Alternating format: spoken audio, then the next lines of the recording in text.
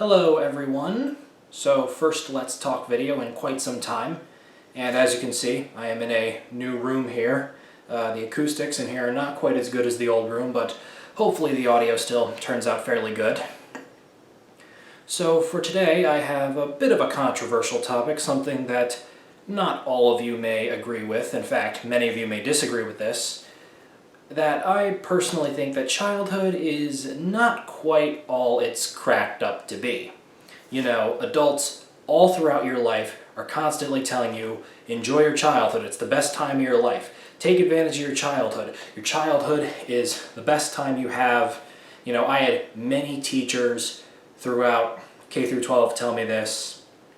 You know, this kind of moral and message is all over kids' TV, like, enjoy your childhood while it lasts, it's the best time you have, you know. It really seems a lot of people think that childhood is the best time they have. And there's so many adults that look back and they're like, yeah, I remember being a kid when I didn't have to pay bills, I didn't have back pain every 5 minutes, and all this other stuff. And like, I just personally don't think it's that black and white. I think a lot of people view it in a very black and white way, where they see adulthood as bad just because you have a job, you have to maybe pay bills or taxes if you have your own house, which, you know, most adults do, unless, say, you're living with roommates or something, then you would split it. Or, you know, if a spouse, you know, you and the spouse may split it, something like that. So, but I think there's more to it than that. And the main reason that I disagree with this is because I personally, of adulthood, like the freedom more. You know, as you get older, you get more freedoms. At 16, you are able to drive a car and get a license to do so. At 18, you are allowed to vote in public elections. You are allowed to carry a firearm if you so desire. At 21, you are able to gamble at casinos and you are able to drink alcohol. And while some of those may not sound very appealing to you, I mean, the gambling one sounds not very fun to me, these freedoms do come with age. And even though we adults may not enjoy doing all those things very much, it's like, oh great, you know, like, he's going gambling, like he's probably going to lose all his money, or something like that. Or, oh great, I gotta drive in, you know, tons of highway and traffic and stuff. As a kid, you are always fascinated by these things. It's like, I want to drive so bad, but I'm too young to, or I want to drink liquor so bad, but I'm too young to. That may sound a little weird, but you probably get the idea. Or, you know, like, I want to gamble so bad, but I'm too young to, or, and not really in the sense that, like, you're going to get addicted to it, but, like, just in the sense that, you know, you want to try it. You want to see what it's like. Because if all these adults enjoy doing it so much, because, you know, not all adults enjoy drinking liquor, and not all adults enjoy gambling, but there is definitely a large percentage that do. Why else do you think there's liquor stores everywhere and casinos everywhere? It's because there are enough adults to warrant this many of these existing, that there are enough people out there that do enjoy doing it. And, you know, like my grandmother, she loved to gamble. She wasn't addicted to it, but she did definitely enjoy it, and she was responsible with her money, but she would definitely gamble a fair bit, and did say that she enjoyed, you know, playing the slots just for the fun of it. And of course, you know, I, up until turning 21, relatively recently, was not even able to set foot in a casino. I remember when my family took a vacation to Las Vegas when I was in, I think, 5th or 6th grade, you know, like I needed an escort to go through the casino, and otherwise I had to, like, walk around the outrims or something. And it's just like, what is going on in there other than just people puffing cigarettes, playing colorful slot machines, and, you know, like, giving each other the stink eye in games of blackjack and poker? Like, what is it to it, you know? I was always very fascinated by it. And I think a lot of people, when they first turn those ages, they kind of want to, like, try it for the novelty, even if they don't like it. But for me personally, as a kid, it kind of sort of drove me nuts that I was not allowed to do any of that. It kind of felt like being able to drive, or gamble, or vote, or any of those things, really.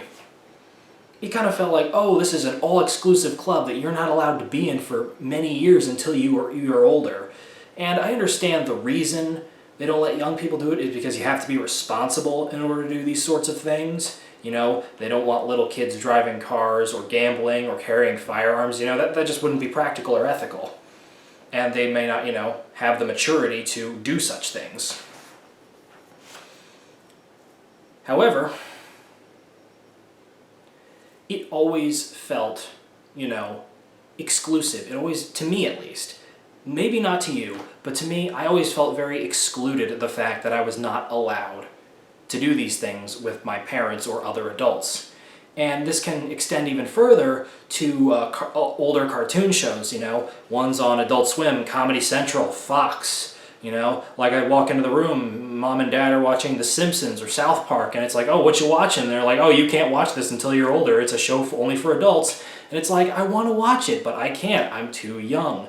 And I always just felt kind of excluded that way, and I was just always like, when can I finally do this? When can I finally do this? It was the same way with movies, like the ratings, like seeing an R movie or a PG-13 movie.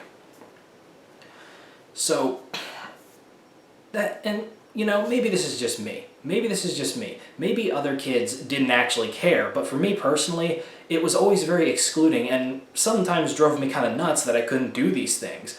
And this may be because I also have no siblings, so I never really had anyone to share the pain with, because it was always just me, mom, and dad, and of course, the two of them are old enough to do all those things, and I was the only one in the house who couldn't. So that may be a part of it too. Now, one other thing about childhood that I personally didn't like very much, but other kids may have liked, is the fact that you were very dependent. You are very dependent on parents, teachers, whatever it may be. Kids really can't do that much on their own. Despite what TV has to say, you go on TV and you see 10-year-olds going out, doing all this crazy stuff with absolutely no adult supervision. That is completely and utterly unrealistic, But when you're a kid, your parents, they are your everything. They are your lifeline, You need your parents to drive you places, to do, certain tasks for you. You can't, I'm sure some 10-year-olds, for instance, can probably cook food, but not many. Most of them need their parents to.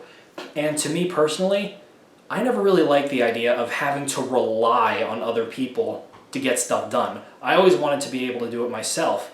And I personally learned to do stuff like laundry and cook a few meals at a young age because I wanted to be able to do that sort of thing for myself. Of course, there's an extent to that. If I'm at my house and my mom cooks me dinner, I'll be happy that I didn't have to do it myself, but nevertheless, it's just, I like being able to do things for myself. I like to be self-sufficient. I like to be independent.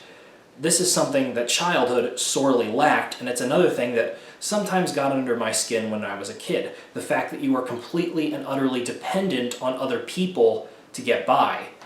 School is another prime example of this. Because if you look back at school, elementary school, you were completely fostered and locked into a single classroom for the 8-hour day, had to walk around in lines, you could barely even leave to use the bathroom without an adult needing to watch you. Middle school, upped the ante a little bit with, a different class each period and, lockers and all that stuff. And then high school, went up even more, with stuff like free periods and off-campus lunch privilege and stuff like that. And then, of course, those who go to college, it gets even higher, where it's kind of just, a net community. And, of course, it comes with the territory, because, elementary school is for kids 5 to 11, middle school is 12 to 15, high school is 16 to 18, give or take. And then, once you go to college, you're an adult, whether you be 18, 21, 26, 30, whenever you go. If you do, that is adult. It's adult world school, sort of. And you were treated as an adult there versus back in high school, middle school, or elementary school, where you're treated more as a kid. And in my personal experience, now this may not have been the fault of my teachers, but some of them could be very belittling. They're like, "You're kids, I'm an adult, that means I'm better than you." And it's like, okay, I suppose, but you don't have to. It's just they came off in a very condescending fashion, and I get that. Kids need to look up to adult for instruction, but some of them just were too condescending about it, and it just rubbed me the wrong way. And I'm sure everyone has had a teacher like that at one point or another, but if you compare that to the way that, a college professor or in some cases maybe a manager at a job will act. Like they treat you more as an equal because you're an adult and they're an adult. And in some cases of a job, maybe your manager's younger than you. You know, you could be like 40 and your manager could be like 32. I mean, just, grappling at straws for age numbers, but it's possible. And I'm sure some managers out there treat their employees like crap and treat them like they're less than them. But there are certainly others out there that treat them as an equal. It's like, I'm an adult, you're an adult, we're all adults here, so we'll just treat each other that way.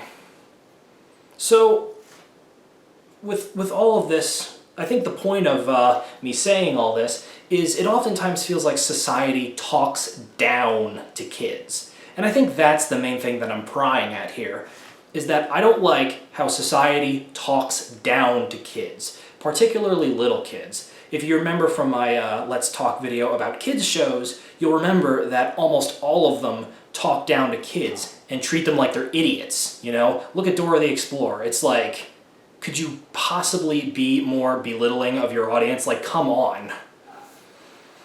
And of course you have shows for slightly older kids, things like SpongeBob or Fairly Odd Parents or Adventure Time, all shows that were, very popular in my day. Nowadays, I barely even know what the popular kids shows are, probably something on HBO or whatever streaming service the kids' parents happen to have. But anyways, so of course you did have shows like that, but nevertheless, a lot of them had forced morals, or like the writers had to abide by certain standards, like, oh yeah, you need to have morals, you need to have lessons, you can't be like too off the walls crazy. And it's good that they upped the ante, especially in the 2010s with like cartoons getting a little more edgy and adult-like, and I apologize, this is kind of going off into a tangent, but the general reception is that if you're a kid, adults kind of treat you as if you're less than them. Not all of them, certainly not all of them. There are certainly adults out there who treat kids as equal to them. And there are certainly kids out there who kind of deserve to be treated as less than. Kids who are rowdy and unruly need to be given, like a stern lesson in discipline in order to get straightened out. That can be the case too, and sometimes the easiest course of action to do that is to kind of treat them as if you're above them. Not like saying like, I'm better than you just because I'm well behaved per se, but kind of like laying down the lay of the law. That may help guide them. However, in most cases, I feel that society has kind of dropped the ball in terms of just like talking down to kids, just making them, just completely underestimating them. Because I feel like as a society, we do oftentimes underestimate kids' abilities. And it's just oftentimes people think, oh, well, they're just kids, what can they do? And they can actually do something fairly well. Or, actually make a difference. And as for me personally, I know that in the ceiling fan community, because I assume at least some of you are ceiling fan collectors who are watching this, as that's the main gimmick of my channel, there are some kids in the group that annoy us all, to death, and there are others that are very cordial. As for me personally, I'm an adult, and unless a kid, is obnoxious to me, as long as, they're just, a regular person, I will treat them as a regular person, I strive to treat all people I meet equally, regardless of age. Now, that's not like I'm going to go up to a 2-year-old and be like, oh, hello, do you fancy, a cup of tea or something? No. But I won't try and belittle them, if that makes sense. So, that all culminates to why I think that being a kid, it's not bad. It's definitely not bad. However, I do think certain people make it up to be better than it actually is. As childhood is not all sunshine and rainbows, and I feel like some people, when looking back on childhood, only focus in on the good parts. They have very selective memory, and they fail to remember the not-so-great parts of childhood, and in turn, they make it seem better than it really is. As for adulthood, yes, taxes, bills, payments on, everything you own, having a job, having all these responsibilities, it can be stressful. It can certainly be stressful. And of course, as you get older and your body starts to fail you, that's no fun, having to get surgeries, hip replacements, knee replacements, cataracts, whatever else there may be. I'm not really too well versed in, medical terms, so. And yeah, that's no fun, and no one wants to go through that, but at the end of the day, I mean, there's two ways you can look at it. You can look at it as, oh, well, this sucks that I'm going through this, woe is me. Or you can look at it as, you know what, well, even though I have to go through this, it'll, in the long term, it'll allow me to, do better. I can, I won't constantly be in pain anymore if I get this, knee surgery done. I won't be in pain anymore, and then I can, kind of pick back up and, like walk better, for instance. I mean, this is all just hypothetical, but I feel like people often shine too much of a negative light on all the things of adulthood, because there are certainly good things about adulthood too. Having a job, it's not the greatest thing. A lot of people say that work is nothing but misery. Well, if work is nothing but misery, why did you even choose that job in the first place? Like, are you saying that all jobs everywhere suck no matter what? I personally disagree with that. I think that if you look hard enough, you can find a job that you really enjoy. And of course, there are people out there who may not have access to all the jobs they want and may get stuck with a crappy job. And while that certainly is unfortunate, I do think that anybody, regardless of education level, if they look hard enough, they can find a job that they legitimately enjoy doing. You could go to a trade school and get a GED, anything really. There are so many different ways to find there's like labor unions. There are many different ways to find a job, and just many different jobs someone can do. Heck, if you're a people person, you may even enjoy working in retail or something like that. So I think that while having a job, it definitely is cumbersome. It can be enjoyable and fun. But having a job is like going to school, except you're actually, you're getting paid, which in my opinion makes having a job better than going to school. And as for, all the bills and taxes and that stuff, yeah, that's annoying. Of course it is. That is probably the one place where I don't really have a defense for. If you hate doing that, I mean, yeah, everybody does. Everybody hates having to pay the government just so they can do absolutely nothing with it. I mean, I don't even know what they do with our money, but that's beside the point. And I'm not trying to argue that childhood sucks and adulthood is great. I think they both have good and bad, and I'm just trying to expand upon the gray area that many people do not see. The fact that childhood certainly had its bad parts, and adulthood certainly has its good parts. The fact is, you can get a job that you genuinely love. You can get a job that you genuinely enjoy doing and really like it. Of course, every day won't be amazing, but there can be days where you're like, yeah, you know what, I like doing what I'm doing. And as an adult, you have complete and total freedom over your fate. And that is my personal favorite thing about adulthood, is that you have complete and total freedom over your fate. You can buy, barring you have enough money, you can buy any car you want. You can buy any house you want. You can do anything you want to do. You're not held back by any sort of restrictions other than the law, but that's still pretty wide. Especially in a country like the United States, what you can do is pretty vast. It's pretty vast, and that is something that I felt like I was kind of restricted from as a kid. I couldn't really do anything I wanted to do as a kid, and now as an adult, I feel like I have a lot more freedom. Like I can travel, I can buy things I never could before. Like adults have credit cards. You can buy a whole box of Oreos and eat them all in one sitting without your mom yelling at you. Stuff like that. And of course, there are, negatives, like a kid's metabolism can process Oreos way better than an adult's at, say, the age of 40 can. And of course, there is the matter of you can only afford, what your salary and income is. And, well, that can lead to a bit of uncertainty. Personally, I think a little bit of uncertainty can sometimes be a good thing. Predictability is certainly good. However, I think it's best to have a balance between predictability and unpredictability. If your life is just the same thing over and over again, you're going to find yourself bored to death in a giant rut. I think it is always nice to have a little bit of uncertainty and a little bit of, unexpected spark in your life. So, the bottom line of this 20-minute long video now, is that adulthood is definitely not as bad as some people make it out to be, and childhood is definitely not as good as some people make it out to be. There are goods and bads to both, and whether you prefer adulthood or childhood comes down to the individual person, really. However, I would say that if there's one thing to take away from this video, it's that don't always just automatically assume childhood is wonderful and amazing.